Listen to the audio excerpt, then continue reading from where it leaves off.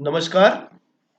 आज के इस वीडियो में राजनीति विज्ञान की एक महत्वपूर्ण अवधारणा ऑस्टिन का संप्रभुता सिद्धांत, जिसे हम संप्रभुता का अद्वैतवादी सिद्धांत भी कहते हैं, संप्रभुता का एकलवादी सिद्धांत भी कहा जाता है, मोनिस्टिक थ्योरी ऑफ सॉवरेनिटी। इस वीडियो चैनल को आप सब्सक्राइब कर लें। तो देखिए इस ऑस्टिन का संप्रभुता सिद्धांत क्या है। ऑस्टिन ने अपने संप्रभुता सिद्धांत में कानूनी दृष्टिकोण से इसकी व्याख्या की है और उसने बताया कि किस प्रकार एक राज्य में एक संप्रभु सर्वोच्च सत्ता होती है जिसके आदेशों की पालना सभी के द्वारा की जाती है। ऑस्टिन का संप्रभुता का एकलवादी सिद्धांत जो है उसके अंतर्गत हम देखें कि ऑस्टिन ये मानता है कि राज्य का निर्माण जनसंख्या, निश्चित भूभाग, सरकार और संप्रभुता इन तत्वों से मिलकर के होता है और इनमें से जो सबसे महत्वपूर्ण तत्व जो है वो है संप्रभुता। और इसी आधार पर हम राज्य को, जो समाज में अन्य समुदाय हैं, उन अन्य समुदायों से हम पृथक राज्य को इस आधार पर करते हैं कि राज्य के पास क्या है, संप्रभुता है, और बाकी अन्य सभी समुदायों के पास क्या नहीं है, संप्रभुता नहीं है। तो कुल मिला के हम कह सकते हैं कि संप्रभुता के बिना राज्य का अस्तित्व संभव नहीं है। संप्रभुता के बारे में जीन बोंदा ने एक परिभाषा दी और उसने संप्रभुता के बारे में कहा कि संप्रभुता नागरिकों और प्रजाजनों के ऊपर राज्य की वह सर्वोच्च शक्ति है जिस पर कानून का कोई नियंत्रण ना हो। संप्रभुता राज्य की वह सर्वोच्च शक्ति है जिसके द्वारा राज्य के निश्चित क्षेत्र के अंतर्गत सभी व्यक्तियों और समुदायों पर पूर्ण नियंत्रण रखा जाता है और जिसके आधार पर एक राज्य अपने ही समान दूसरे राज्य के साथ अपनी इच्छा अनुसार संबंध स्थापित कर सकता है। तो यहाँ इस डेफिनेशन में जो समझने की बात है वो ये है कि एक निश्चित क्षेत्र के अंतर्गत, राज्य के निश्चित क्षेत्र के अंतर्गत सभी व्यक्ति और समुदायों, अर्थात एक राज्य के अंतर्गत आने वाले सभी व्यक्ति और समुदायों पर उस संप्रभुता का, उस सर्वोच्च शक्ति का क्या रहता है, पूर्ण नियंत्रण रहता है। और इस आधार पर हम देखें कि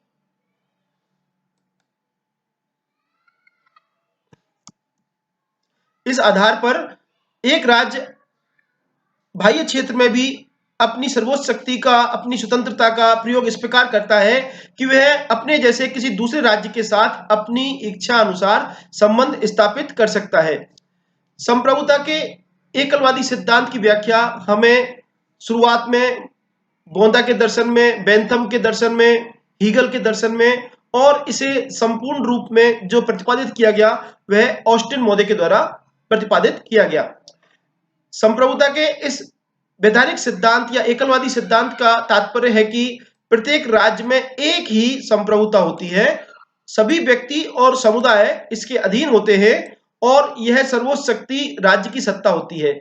तो राज्य में एक ही सर्वोच्च सत्ता होगी और उसके आदेश क्या होंगे, कानून होंगे, और सभी को उन आदेशों की अर्थात कानूनों की पालना करनी है। यह संप्रभुता के वैधानिक सिद्धांत का सार है।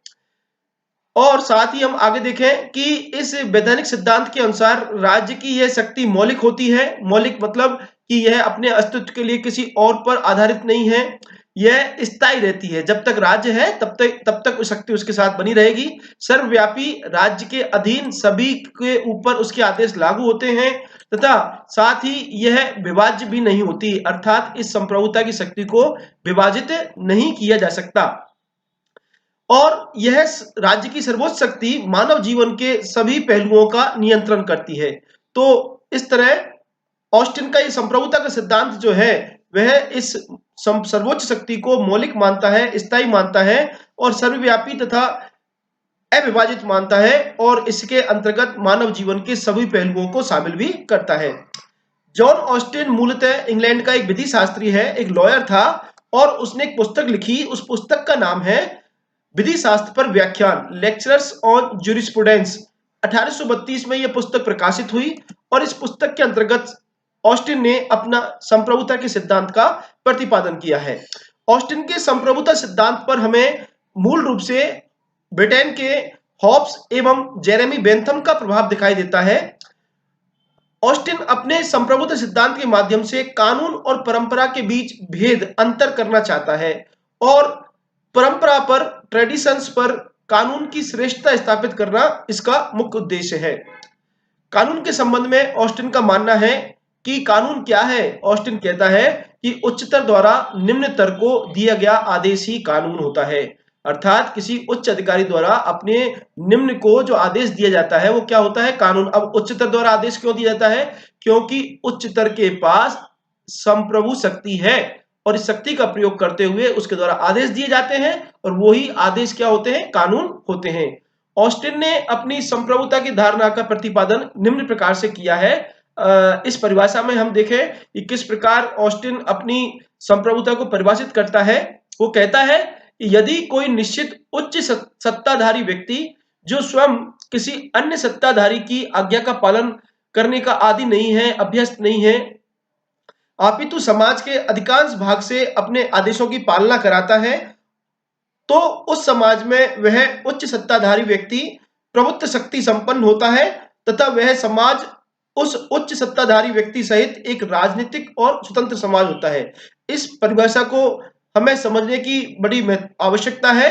देखिए, इसमें कहा गया है कि यदि कोई निश्चित उच्च सत्ताधारी व्यक्ति, तो एक तो बात यह है कि निश्चित उच्च सत्ताधारी व्यक्ति निश्चित होगी वो।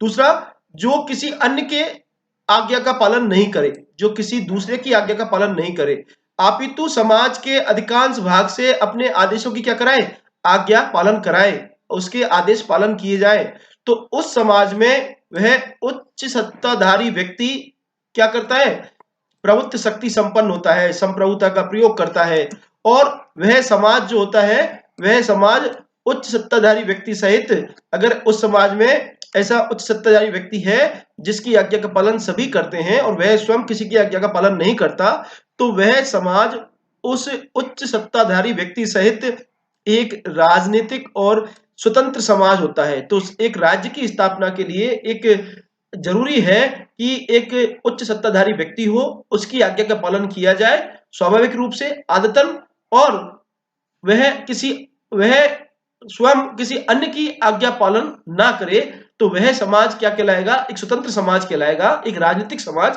कहलाएगा। ऑस्टिन ने अपने इस संप्रभुता की धारणा में राज्य की या संप्रभुता की इस धारणा का प्रतिपादन किया है। ऑस्टिन के इस संप्रभुता संबंधी कथन का अगर हम विश्लेषण करें तो संप्रभुता के बारे में निम्नलिखित विशेषताएं स्पष्ट होती हैं। ऑस्टिन कहता है कि प्रत्येक स्वतंत्र राजनीतिक समाज, अर्थात राज्य में आवश्यक रूप से, अनिवार्य रूप से कोई व्यक्ति या व्यक्ति समूह संप्रभु होता है। अब देखिए यहाँ कि अगर कोई राज्य है तो उस राज्य में कोई ना कोई निश्चित वह व्यक्ति अथवा व्यक्ति समूह, एक व्यक्ति हो सकता है, व्यक्तियों का समूह होता है जिसके पास सर्वोच्च शक्ति है और उसी को हम क्या कहेंगे, उसी को हम संप्रभु कहेंगे। तो जब ही किसी को हम राज्य कह सकते हैं जब उसमें कोई व्यक्ति अथवा व्यक्ति समूह सर्वोच्च शक्ति का प्रयोग करता है। दूसरी विशेषता यह है, दूसरा निष्कर्ष यह है कि संप्रभु किसी मानव अथवा मानव समूह के रूप में हो सकता है, किंतु यह आवश्यक रूप से कैसा होना चाहिए, निश्चित होना चाहिए। इसका स्वरूप, इसका आकार, इसकी पहचान निश्चित होनी चाहिए कि सर्वोच्च शक्ति किसमें निहित है। तीसरी विशेषता यह है कि ये निश्चित मानव श्रेष्ठ की शक्ति असीमित और अपरिमित होती है, अनलिमिटेड, अर्थात सभी राज्य के सभी व्यक्ति, संगठन, समुदाय जीवन के प्रत्येक क्षेत्र उस शक्ति के अधीन आते हैं और वह किसी अन्य के आदेशों की पालना नहीं करती, अपितु उसके आदेशों की पालना सभी के द्वारा क्या की जाती है, आदेशों की पालना की जाती है। चौथी विशेषता है कि इस निश्चित मानव श्रेष्ठ के प्रति आज्ञाकारिता आदत का विषय होती है, अर्थात लोग इसकी आज्ञा का पालन किसके अनुसार करते हैं, लोगों को आदत है और लोग इसलिए करते हैं क्योंकि वह सर्वोच्च शक्ति है और जो कि उनके जो आदेश देती है इसकी पालना करना जरूरी है। तो इस निश्चित मानव श्रेष्ठ के प्रति आज्ञाकारिता का भाव होता है। अगली विशेषता है प्रभुत्व शक्ति का आदेश क्या है, कानून है और कानूनों का पालन किया जाना चाहिए। अगर कोई कानूनों का उल्लंघन करता है, कानूनों के आदेश की अवहेलना करता है, तो निश्चित रूप से वह दंड का क्या होगा, भागी होगा। अगली विशेषता है सर्वोच्च प्रभुता की शक्ति जो होती है वो अखंडित होती है, अर्थात इसे हम टुकड़ों में बांट नहीं सकते, डिवाइड नहीं कर सकते, अनडिवाइडेबल होती है और यह हमें एक ही इकाई के रूप में, एक ही यूनिट के रूप में दिखाई देती है। व्यक्तियों तथा संघों में या अन्य संगठनों में इसका विभाजन नहीं किया जा सकता। तो ऑस्टिन ने अपने संप्रभुता के सिद्धांत में ये जो विशेषताएं हैं, इन विशेषताओं के आधार पर संप्रभुता के सिद्धांत को समझाया है, इसकी व्याख्या की है।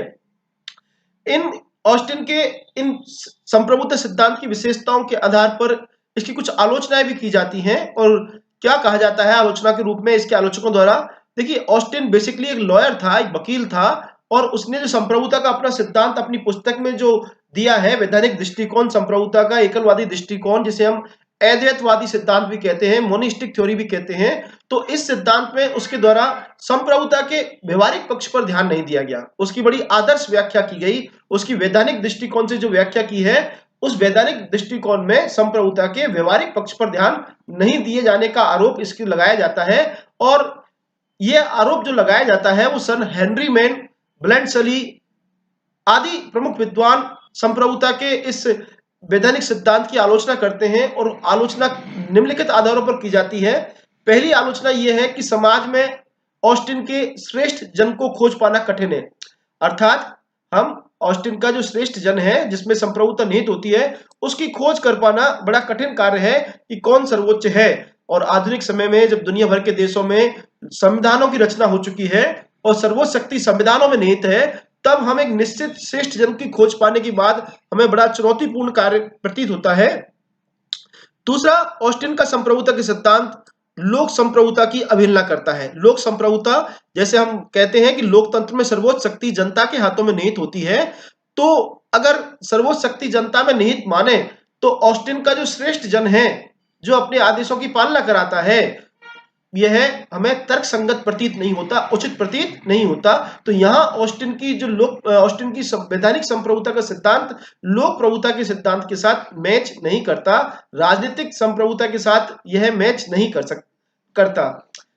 इसके अलावा ऑस्टिन के सिद्धांत की यह भी एक आलोचना बताई जाती है कि कानून प्रभु सत्ताधारी का आदेश मात्र नहीं है। ऑस्टिन ने कहा कि कानून क्या है? प्रभु सत्ताधारी का आदेश है। जबकि कानून बनाते समय उस समाज की परंपराओं, रीति रिवाज, धर्म, नैतिक मान्यताओं आदि का ध्यान में रखा जाता है।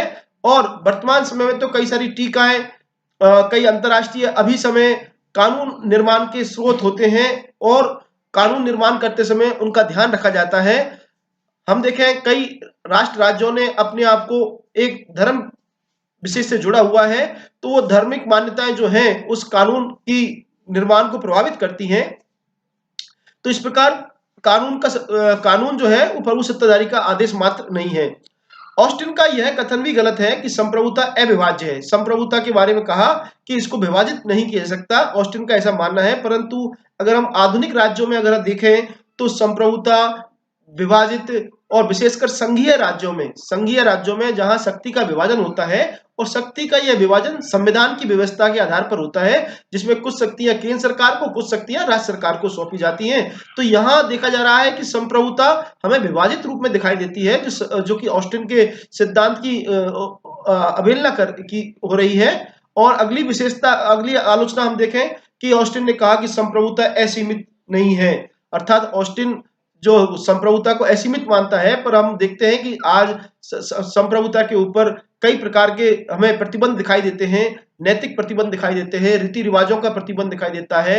वह परंपराओं की अवहेलना नहीं कर सकता। संप्रभु वह धार्मिक मान्यताओं को भी ध्यान में रखते हुए अपना कार्य करता है। और साथ ही जब हम अंतर्राष्ट्रीय समाज में रह रहे हैं तो, और दुनिया के अन्य देशों के साथ हमारे निकट संबंध हैं, तो ऐसी स्थिति में हम अंतर्राष्ट्रीय समाज में प्रचलित जो अभिसमय है, कानून है, उनका भी ध्यान रखते हुए, उनकी पालना करते हुए, उनकी सहमति को रखते हुए उनके अपना कार्य, अपना आचरण करते हैं। हालांकि अंतर्राष्ट्रीय कानूनों को मानना हमारी बाध्यता नहीं है, परंतु अंतर्राष्ट्रीय समाज में रहते हुए हमें इन अभिसमयों की पालना अपेक्षा की जाती है कि हम इनका पालन करें।